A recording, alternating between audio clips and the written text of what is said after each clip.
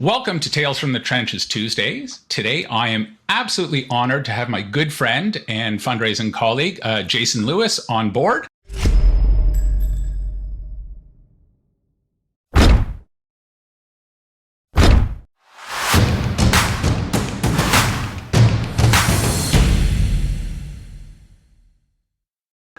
For those of you who don't know Jason, he's the founder of Responsive Fundraising, a professional learning community committed to changing what it means to increase fundraising capacity in today's nonprofit sector.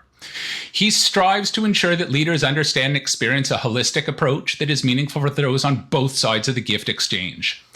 Jason is the publisher of Carefully and Critically Responsive's quarterly professional journal. In addition to all that, where I first learned about Jason was from the book, The War for Fundraising Talent, which is actually one of my little go-to books. I've probably given out dozens of them to fundraising colleagues, and I think it's just a great tool for folks to have. Actually, I was fortunate enough to be at one of Jason's in-person seminars back in 2019, and Jason actually took some little excerpts from his book and have these little cards. And I think even on here, I wrote a whole bunch of notes on it.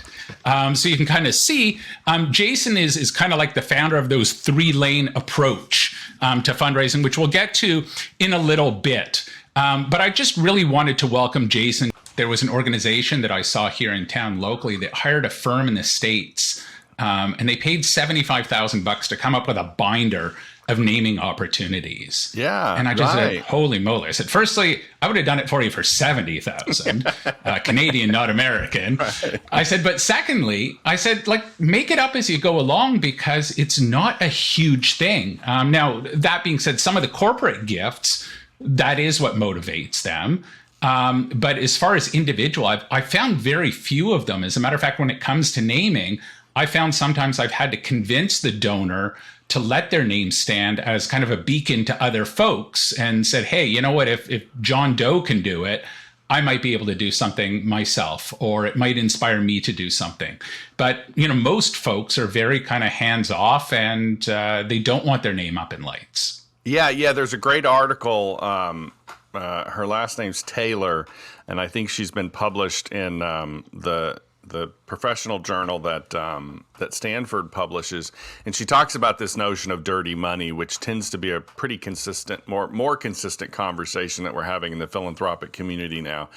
And what she talks about is that oftentimes we assume the idea that dirty money is actually where the money came from. Is it mafia money, right, or is it right, drug money or something? And what she says is that what actually amounts to dirty money as an experience, as a relationship, because it is are the expectations that come with the gift, or the expectations that we set up to come with the gift, that most charitable organizations are perfectly capable of receiving what would be quote unquote dirty money, in right, the sense that drug money or the wrong, you don't want the wrong company on the side of your building, sure, or something.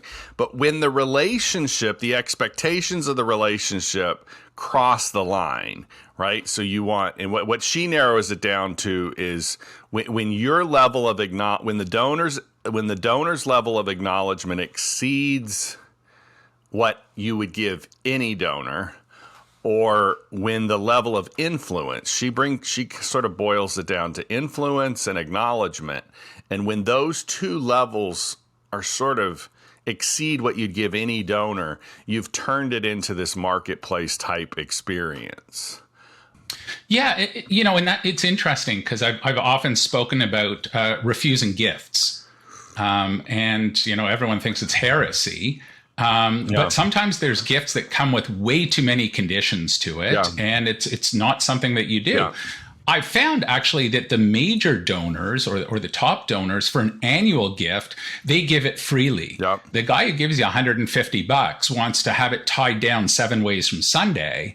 And once it's split into 15 different organizations, and you have to report back for $150. Well, the person who may be giving you $100,000 annually gives it freely. Now, that being said, they probably have more of an inside scoop than the person who's giving $150. Either they've sat on the board or they know someone on the board. They kind of know the inner working. So there's kind of a higher level of trust there.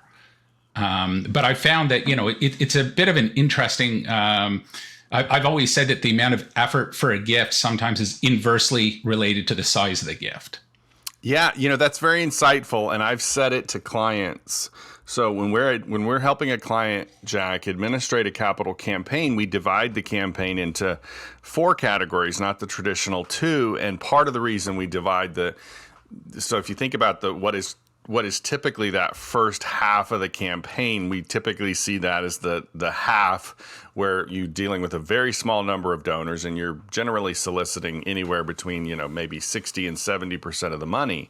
We actually divide that category into 2 parts, because what that half tends to involve, along the lines of exactly what you're talking about, Jack, tends to involve 2 different type of people, and it's the level of experience that the givers have. In that one sort of what is traditionally referred to as a quiet phase, you actually have 2 categories of donors. They both tend to be of similar age, but one of them is much more experienced in terms of their giving, and those people who are more experienced generally are giving the larger gifts. They're very experienced with Right. navigating, kind of like some of the comments I made when we started here. They're very comfortable with negotiating the terms of these relationships. I want to get back to a little bit about your first book and something I Sure. learned from the first book, and let's talk about it a little bit for when it comes to fundraising. Sure. So what do we have here? We have the 3-lane approach, right? Well, 3-lane approach, Yes. which I think is something that a lot of fundraisers don't really appreciate. And just to put it into a nutshell for the folks that are listening who haven't had the privilege of reading the book, there's kind of the 3 lanes that are there. The first lane is kind of those direct mail, the events, the mass kind of solicitation groups. That 3rd lane are kind of your top donors, your capital campaign donors, the big gifts. And then there's that kind of middle that's there. People used to talk about a donor pyramid where you'd have a pile of prospects down at the bottom, big number. And as you went up, you had fewer and fewer. I've often said that I don't think there's a pyramid anymore. It's more of an hourglass. Yeah. So you have a lot of people at the bottom. In the middle, there's nothing much happening in the middle because no one knows what to do with them. Are they closer to the bottom part? Are they closer to the top part? And then there's the top part. And I know that you're also looking at your next book. So let's just talk about how fundraising is going to change or has to change as we go forward. Jack, that's a sense-making tool, and what a sense-making tool is actually it's exactly what it sounds like. It's a tool to make sense of what's already happening. A sense-making tool is designed to help you make sense of something that it's an unfamiliar environment. And so a lot of organizations have all of those things happening, like you just said. They have the galas and the golf tournaments and Giving Tuesday. They have a myriad of major gifts that are happening, in various different ways, and they're figuring out how those relationships work. And they're probably, thinking about a capital campaign or trying to secure legacy commitments or something. And they're seeing all that happen, but they're not making sense of it, and they're not making sense of why some of the problems are happening. And so your familiarity with the tool is that we take that tool and we say, okay, begin to sort of conceptualize where that activity that's already happening. We're not talking about creating new activity. We're saying, where is this stuff happening, and what are the problems that tend to happen in these respective places? And what you end up doing is you start to see that, in particular, what I think is particularly important at this particular time in history, we have a century's worth of direct response and mass market giving, et cetera, by whatever word you want to call it.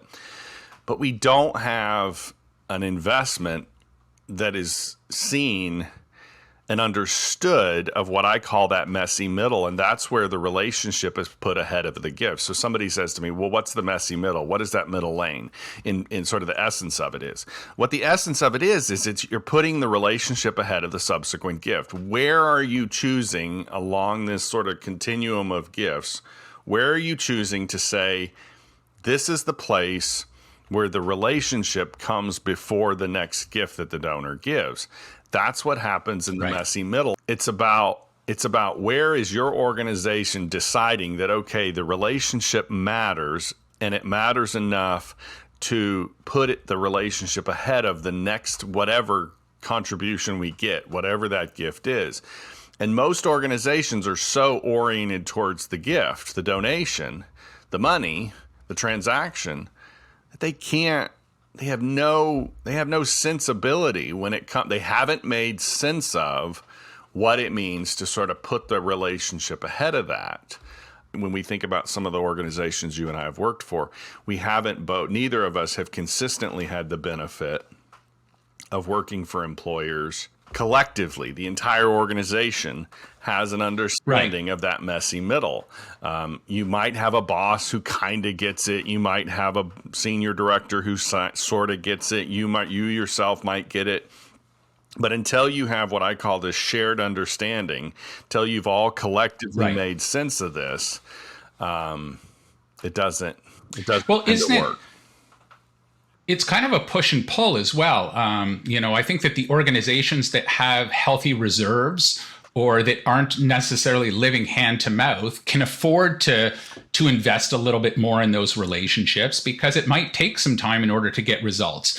Where so many of these organizations that are living hand to mouth and say, well, that's fine in theory, but we can't put things on pause. We need to kind of get cash in the door. And that's always been their focus, is like get cash in the door first. Once we can kind of get our heads above water, then we'll be able to kind of focus on the relationships. And it's penny wise and pound foolish. It's very short-term thinking, but they have that kind of beast that they have to feed on the short term as well as the long term. Anybody who knows how to completely make sense of everything you're describing there, anybody who's actually had their boots on the ground in that sort of an environment, starts to make sense of why, and this is what we're describing in lane one. Every time a donor makes an additional gift in lane one, and every additional donor, so every additional gift and every additional donor, all the activity, so that's what lane one does. Lane one creates all this activity. And every time that additional layer of activity, that additional volume of activity happens, it becomes harder and harder to do what you're talking about, Jack. It becomes hard because every layer, every additional, like if you think about like a volume knob, every time you turn that up a little bit more, it becomes harder to figure out, okay, where do we shift gears? Where do we prioritize the relationship? Right. And so it just becomes, lane one becomes what I call a jealous lane. You can always turn up the volume, but you can't hold the volume steady enough in order to sort of shift gears. There's always this question of, okay, who moves into that lane? And I say, there's really no magic formula. But if the organization never makes sense of that, they're always looking to guys like you and I. They're always looking to guys. I had this client for a while that was looking to me to very calculative, very predictably wanting to sort of, show me who the right people are. And I said, you can't really, there's no magic formula. And there's plenty of people, there's plenty of what I call wizards out there who will sell you formulas and will sell you means of trying to figure that out. So your donor's super rich and they're super wealthy. So sure, that's the donor that you want to move from lane 1 to 2. But the thing is can you actually build a relationship with this fella or this gal? Does she actually want to engage with you? You don't know. And until you try, you're never going to know. When you try, is the environment going to be right? Is the stock market going to bottom out? Or were we going to experience the next September 11th or the next COVID-19? There's just too much going on for us to rely on all this. And so the organization has to develop, this is that commitment that you're familiar with that I talk about in those road shows, between knowing that there's got to be this steady movement between lanes 1 and 2 in order to build a thriving program. And if you don't develop just that sort of that constant, steady, it's not going to work. You're going to get stuck. Well, Jason, thank you so very much for being my inaugural guest on the Tales from the Trenches Tuesdays. I couldn't think of anyone else that I would rather have as my first guest. You and I have known each other, I think it's 3 or 4 years now. And I count you as one of my good confidants when it comes to fundraising, and you're a great guy to just bounce ideas off of. So if folks wanted to get hold of you, how would they do that? Yeah, so thank you, Jack. I do consider you a friend as well. Certainly more than just a professional colleague, and I look forward to the opportunities that we have to be together in person when those opportunities arise. Best place to find me and to find my consulting team is at responsivefundraising.com. Again, that's www.responsivefundraising.com. I'm sure you can put that in the show notes. And then my email address is just very simple. Is just simply put the word Jason in front of that. Jason at responsivefundraising.com. It's the easiest way to find me. Most people, Jack, find me on LinkedIn. I'm a pretty popular voice on LinkedIn. I've got a lot of. I'm usually posting at least every other day.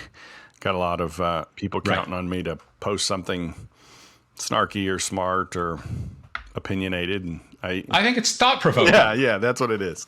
That's what it is. Yeah. Right? And I love reading your stuff because you and I kind of sing from the same hymnal. So, if nothing else, it just kind of affirms my beliefs. And that I'm not, because sometimes as a fundraiser, you think that you're alone on an island somewhere. And no one really understands you, and you're just some beast that they kind of throw meat at every now and then. But when I hear folks like you, and we're kind of singing from the same hymnal, I'm like, oh, okay, so I'm not totally off my rocker. It's helpful. So thank you very much for doing that. Hey, Jack, it's been a pleasure. Likewise. Hi, folks. Don't forget to hit the subscribe button right here.